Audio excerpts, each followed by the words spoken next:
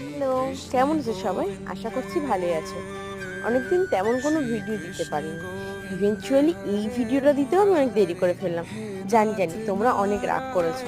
তো যাই হোক, আজ আমি বানাচ্ছি গপুর জন্য একটা সিংহাসন। এবং এর আগে আমার গপুর জন্য একটা সিংহাসন বানানো ছিল, যেটা আমি ৩-৪ বছর আগে বানিয়েছি এবং তার কোনো ভিডিও আমার কাছে নেই বটে। তবে সেই সিংহাসনটা ছিল একটু উঁচু, কিন্তু এবারে আমি বানাচ্ছি একটু নিচু করি, যাতে একটু মানে স্নান করানোর সময় নামাতে তুলতে একটু সুবিধা হয়। তো সেজন্য করে একটু নিচুই বানিয়েছি।